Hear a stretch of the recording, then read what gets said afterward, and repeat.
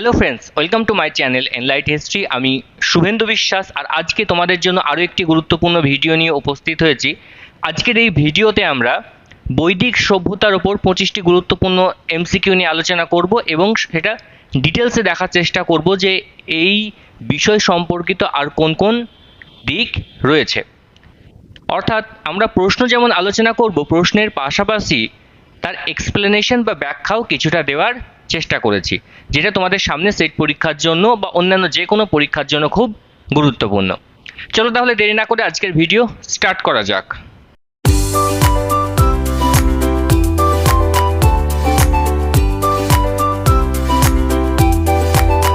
আজকের প্রথম প্রশ্ন, ঋগ্বেদে আফগানিস্তানের কাবুল উপত্যকায় কতগুলি নদীর কথা বলা হয়েছে? অপশনগুলো দেখা যাক। 2টি, 3টি, 4টি, 5টি। সঠিক উত্তর হচ্ছে 4টি নদীর কথা কিন্তু এখানে বলা হয়েছে। নেক্সট কোশ্চেন, কোন বাক্যটি সঠিক নয়? অর্থাৎ এটা আমরা স্টেটমেন্ট ধর্মী কোশ্চেন দিয়েছি। অপশন এ, ঋগ্বেদে হিমালয়ের মুজবান বা মুঞ্জুবান শৃঙ্গের উল্লেখ রয়েছে। ঋগ্বেদে বিন্দু পর্বতের নাম পাওয়া যায়নি। ঋগ্বেদে নর্মদা নদীর উল্লেখ রয়েছে। অপশন ডি, ঋগ্বেদে রসা নদীর উল্লেখ রয়েছে। সঠিক উত্তর কি? সঠিক উত্তর হচ্ছে অপশন সি, অর্থাৎ ঋগ্বেদে আমরা কিন্তু নর্মদা নদীর উল্লেখ পাওয়া যায়নি। নেক্সট কোশ্চেন, ঋগ্বেদে কোন নদীকে শ্রেষ্ঠ নদী বা নদী তমা বলা হয়েছে? খুব গুরুত্বপূর্ণ প্রশ্ন। Option A Sindhu, option B Saraswati, option C Gomti, option D Kubha. সঠিক উত্তর হচ্ছে সরস্বতী। সরস্বতী নদীকে ঋগ্বেদের শ্রেষ্ঠ নদী বা নদীতমা বলা হয়েছে। নেক্সট কোশ্চেন, ঋগ্বেদে সিন্ধুর কতগুলি শাখা নদীর উল্লেখ আছে? অপশন এ 2টি, বি 3টি, সি 4টি, অপশন ডি 5টি। সঠিক উত্তর হচ্ছে 5টি শাখা নদীর উল্লেখ রয়েছে। কি কি শাখা নদী একটু দেখা যাক।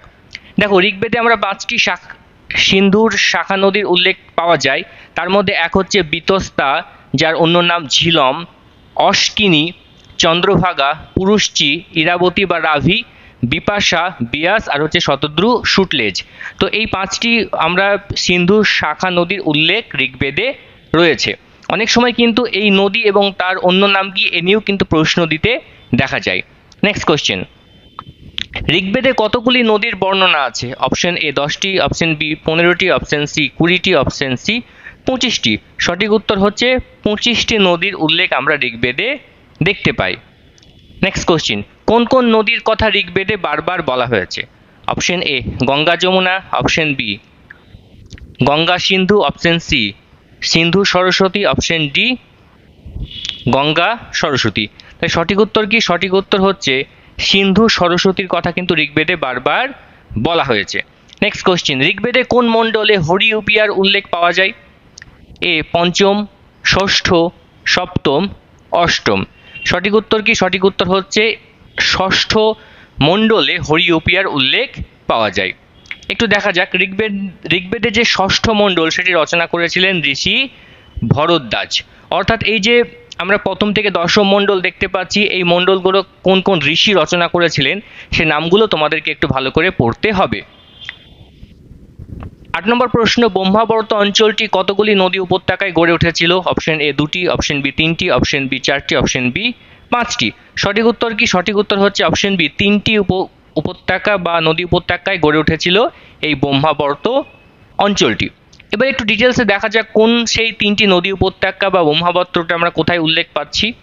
দেখো, সরস্বতী, দৃষদ্বতী এবং যমুনা, এই যে 3টি নদীর উপত্যকাতে গড়ে উঠেছিল ব্রহ্মাবর্ত, যেখানে ভরত উপজাতির মানুষেরা বসবাস করত। এই অঞ্চলটিকে ব্রহ্মাবর্ত বলা হচ্ছে। খুব গুরুত্বপূর্ণ প্রশ্ন। নেক্সট, দিবদাস কতগুলি আর্য উপজাতিকে পরাজিত করেন? অপশন এ 1টি, অপশন বি 2টি, অপশন সি 3টি, অপশন ডি 4টি। সঠিক উত্তর হচ্ছে অপশন সি, 3টি উপজাতিকে পরাজিত করেছিলেন। কি কি? দেখো, ভরত উপজাতির রাজা দিবদাস তিনি 3টি আর্য উপজাতিদেরকে পরাজিত করেন। এক হচ্ছে পুরু, যদু, তুর্বশ। এছাড়াও দিবদাসের হাতে আর কে পরাজিত হয়েছিলেন? দাসরাজ, সম্বর এবং অনার্য পণি, এরাও কিন্তু পরাজিত হয়েছিলেন। সুতরাং কোশ্চেন এবং কোশ্চেন রিলেটেড আর কি কি বিষয় রয়েছে যেখান থেকে প্রশ্ন আসতে পারে আমাদেরকে ডিটেলসে দেখতে হবে। 10 নম্বর প্রশ্ন, ঋগ্বেদে ভরত উপজাতির কতজন রাজার নাম পাওয়া যায়? 2 জন, 3 জন, 4 জন, 5 জন। সঠিক উত্তর হচ্ছে আমরা 4জন রাজার নাম পাই।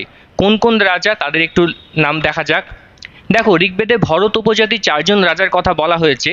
4জন হচ্ছে দুর্গহ, গিরিক্ষিত, পুরুকুৎস এবং এষদস্যু। এদের উল্লেখ আমরা পাই।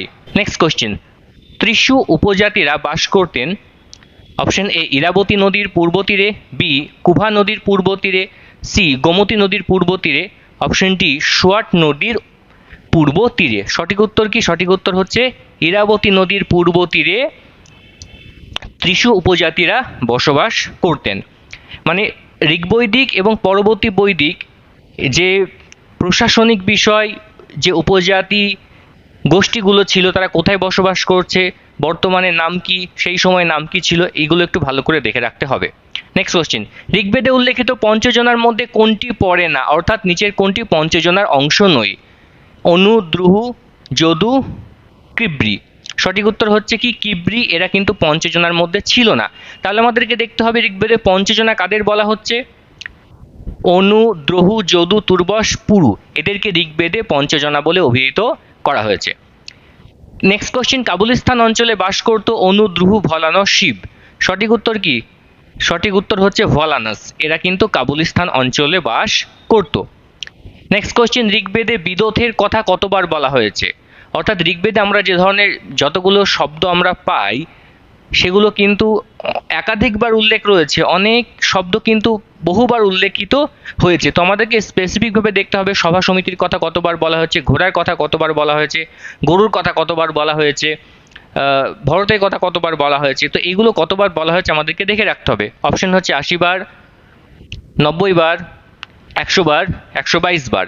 সঠিক উত্তর কি? সঠিক উত্তর হচ্ছে 122 বার বিদোধের কথা ঋগ্বেদে বলা হয়েছে। নেক্সট কোশ্চেন, ঋগ্বৈদিক যুগে হত্যার অপরাধে দোষী ব্যক্তিকে কতগুলি গরু জরিমানা করা হতো? 50টি, 70টি, 85টি, 100টি। সঠিক উত্তর হচ্ছে 100টি গরু জরিমানা করা হতো। নেক্সট কোশ্চেন, কোন ক্রমটি সঠিক? গিরিক্ষিত, দুর্গহ, পুরুকুৎস, এষদস্যু, না দুর্গহ, গিরিক্ষিত, পুরুকুৎস, এষদস্যু, এষদস্যু, দুর্গহ, গিরিক্ষিত, পুরুকুৎস, পুরুকুৎস, দুর্গহ, গিরিক্ষিত, এষদস্যু। আমাদেরকে এই ক্রমটি মানে এখানে শাসক, উপজাতিদের শাসক এবং তাদের বংশধরদের কথা বলা হয়েছে। সঠিক উত্তর হচ্ছে দুর্গহ, তারপর গিরিক্ষিত, পুরুকুৎস, এষদস্যু, এরা পরপর ছিলেন। নেক্সট কোশ্চেন, 10 রাজার যুদ্ধে কে জয়লাভ করেন? অপশনগুলো একটু দেখা যাক। সুদাস, দিবদাস, পিচবন, অভ্যাবর্তী। সঠিক উত্তর কি? সঠিক উত্তর হচ্ছে রাজা সুদাস, তিনি 10 রাজার যুদ্ধে জয়লাভ করেছিলেন। একটু আমরা ডিটেলসে দেখব। দেখো, কেন 10 রাজার যুদ্ধ হয়েছিল আমরা কি জানতে পারছি ঋগ্বেদে? আমরা জানতে পারছি যে কোনো কারণবশত রাজা সুদাস বিশ্বামিত্রের কাজে অসন্তুষ্ট হন এবং তাকে সরিয়ে দিয়ে তার স্থলাভিষিক্ত করেন কাকে? বশিষ্ঠকে। তো এই কারণ মানে বিশ্বামিত্রকে সরিয়ে দিয়ে বশিষ্ঠকে নিয়োগ করা, এটা কিন্তু বিশ্বামিত্রের কাছে অপমান বলে মনে হয়েছে। তখন তিনি কি করলেন? তিনি 10টি অন্যান্য উপজাতি যারা ছিলেন তাদেরকে একত্রিত করে রাজা সুদাসের বিরুদ্ধে আক্রমণ করলেন, যেটি ইতিহাসে 10 রাজার যুদ্ধ নামে পরিচিত। খুব গুরুত্বপূর্ণ।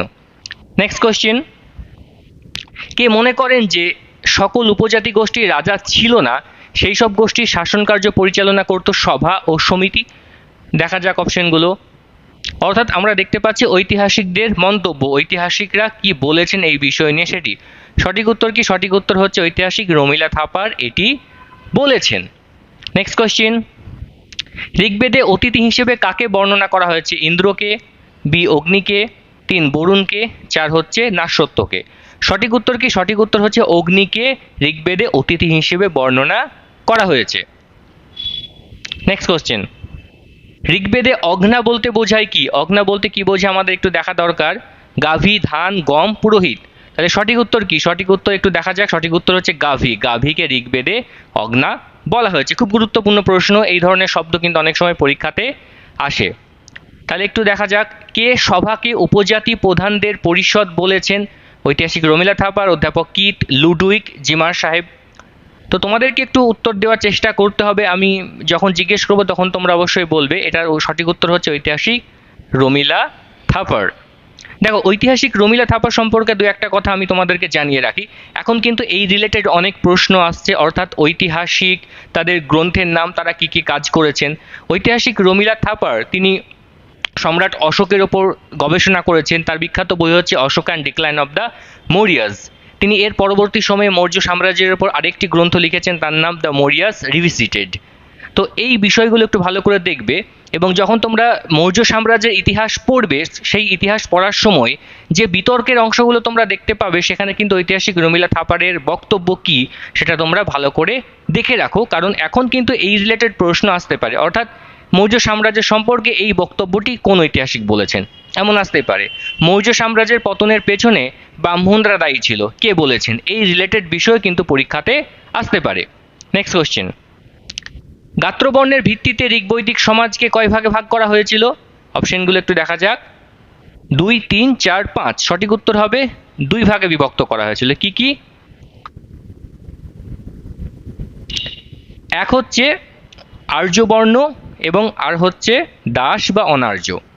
এই 2 ভাগে ভাগ করা হচ্ছে গাত্রবর্ণের ভিত্তিতে, অর্থাৎ যাদের গায়ের রং ছিল ফর্সা তাদেরকে বলা হতো আর্যবর্ণ, আর যাদের গায়ের রং ফর্সা ছিল না, কালো ছিল দেখতে, তাদেরকে বলা হচ্ছে দাস বা অনার্য।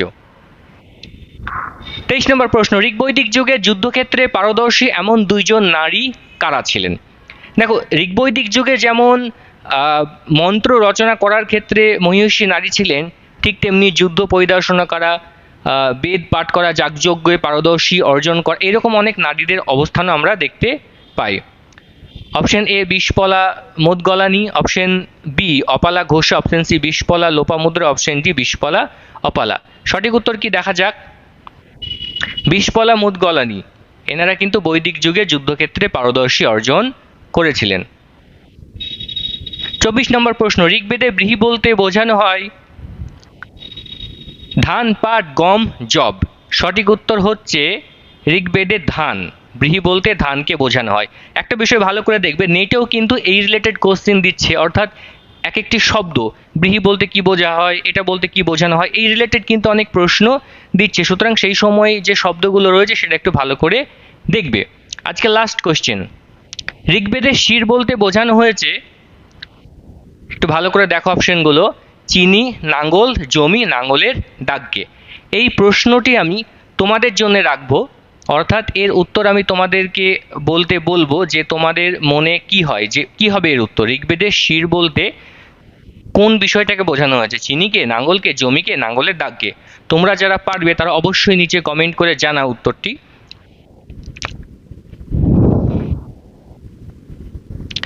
ঠিক আছে, তো এই ছিল আজকের বিষয়। আমরা তোমাদেরকে 25টি গুরুত্বপূর্ণ প্রশ্ন নিয়ে আলোচনা করে দিলাম এবং 25 নম্বর প্রশ্নটা তোমাদের জন্য রেখেছি।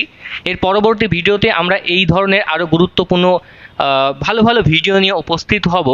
তো আগের ভিডিওগুলো তোমরা না দেখে থাকলে অবশ্যই সেগুলো একবার দেখে নিও, কারণ এই যে এমসিকিউ, সে এমসিকিউ প্রশ্নের ওপর কিন্তু অনেক প্রশ্ন দেয়, এবং আর কি কি প্রশ্ন আসার সম্ভাবনা রয়েছে, আমাদের ক্লাস যেমন এগোবে সেই মতো আমরা কিন্তু আরও নতুন নতুন ভিডিও তোমাদের জন্য নিয়ে আসবো।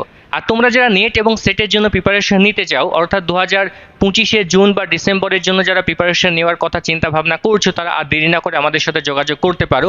আমরা তোমাদের সবথেকে ভালো গাইড করে দেবো যে কিভাবে তোমরা নেট সেটের জন্য প্রস্তুতি নেবে। এমনকি তোমরা যদি আমাদের এনলাইট হিস্ট্রি কতজন সাফল্য অর্জন করেছে এখনো পর্যন্ত তোমরা দেখতে চাও, তাহলে আমাদের ওয়েবসাইটে গিয়েও তোমরা সেটা দেখতে পারো। আমাদের যে ফেসবুক পেজ রয়েছে সেখানেও রয়েছে, সমস্ত বিষয়টাই রয়েছে, তোমরা সেখানে দেখতে পারো।